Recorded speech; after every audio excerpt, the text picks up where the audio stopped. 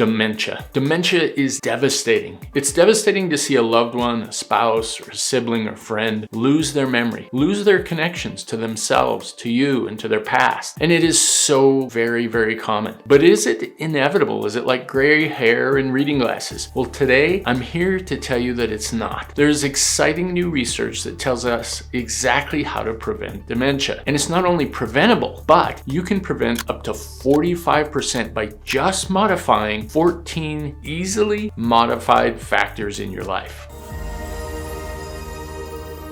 Hi, I'm Dr. Brian. In an absolutely fascinating and landmark report published in July of 2024, the Lancet Commission on Dementia Prevention reported that 45% of dementia cases can be prevented just by fully addressing 14 lifestyle factors. 45%. Number one, education. When you're young, it really helps to gain as much education early on as you can. Complete secondary school. But in addition, lifelong learning is also associated with improved brain health and lower rates of dementia. As an adult, online education, Sudoku, crossword puzzles, learning a new language, or music lessons, even after 60, are really associated with preservation of memory. For people with less education, cognitive stimulation at work or at home is associated with a significant lower dementia risk. Number two, hearing loss. This is one of the most preventable and most treatable lifestyle factors. If you can't hear young, midlife, or as an adult, hearing aids are vital. In the past, people have had significant stigma about the appearance of hearing aids. Recently, in September of 2024, the FDA has approved Apple AirPods to be used as hearing aids. It requires a simple software update and using the AirPods you already have. But to protect your hearing is vital. Early on, if you're attending music or concerts, make sure you wear hearing protection. If you're in that subgroup that uses firearms or agricultural community where you're around farm equipment, use hearing protection. That will make a huge difference later on in life to reduce your risk of dementia. Number three, high blood pressure, hypertension. This is another very modifiable factor. Why? Because there's great medications that exist to lower your blood pressure. Now you can combine this with lifestyle, weight control, and if you control your blood pressure, you markedly reduce your risk of dementia and preserve your higher cognitive function.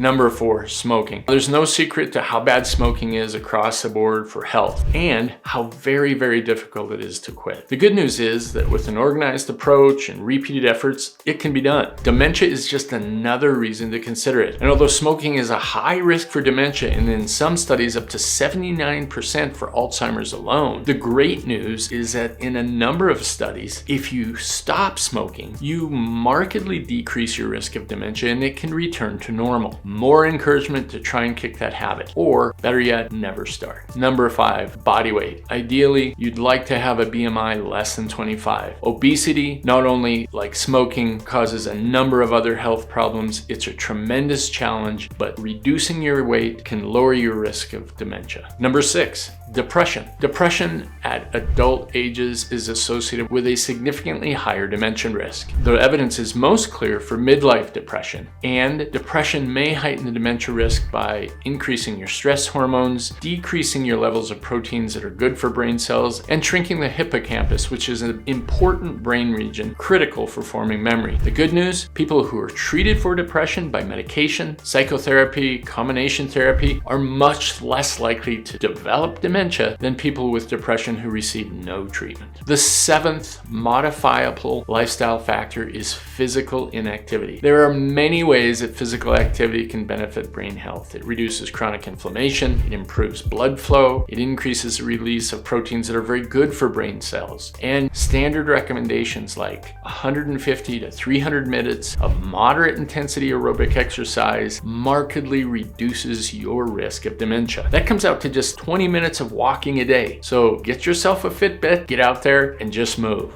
Number 8, diabetes. Now here we're talking about type 2 diabetes. Unfortunately, type 1 is very difficult to modify. But type 2 is so very common today, and you can prevent it by weight control, diet, and physical activity. But if you do already, or you're developing type 2 diabetes, there are a number of very good medications to control it, and it's often silent. So make sure you get tested, and if it's present, get treated. Talk to your family doctor to make sure you're not at risk, and if you are, the treatment will markedly reduce your risk of dementia. Number 9, alcohol. If you use large volumes of alcohol, reduce your alcohol intake. Keeping your intake below about 10 drinks per week can markedly reduce your risk of dementia. Heavy alcohol use changes the brain structure, and a side note, there are a number of other consequences of alcohol use that can happen at much less than 10 drinks per week, but for dementia, below 10 drinks per week is very likely to really benefit your brain.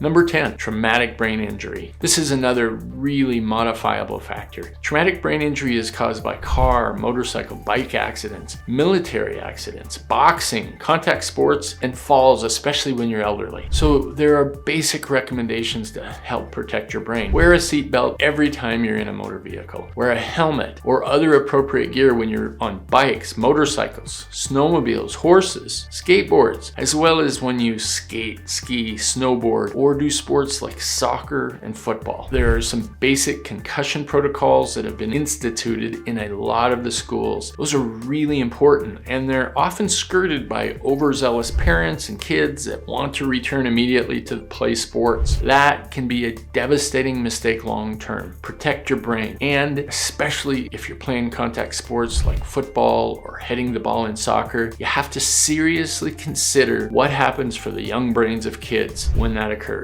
Protect your brain. Number 11, air pollution. This doesn't apply to everyone, but people who live in areas of high air pollution, stay inside and follow air quality warnings. Running outside, pushing through when the air is not very good, really a bad idea. Number 12, social isolation. Connection socially leads to improved brain connections, and it's shown to be one of the number 1 criteria for long-term happiness as well, and it's vital to help prevent dementia. Get out there and be a part of book clubs, church groups, bird watching. All of it works out, and do something with others. Keep in mind, probably 2,000 friends on Facebook doesn't really count. Number 13, vision loss. This is kind of like hearing loss in that it can make social activities, learning, and even physical safety all more difficult. So in many cases, it's very modifiable. Get your eyes checked and make sure you can see. And finally, number 14, modifiable risk factor to help reduce your risk of dementia is control your cholesterol. Not only cholesterol, but specifically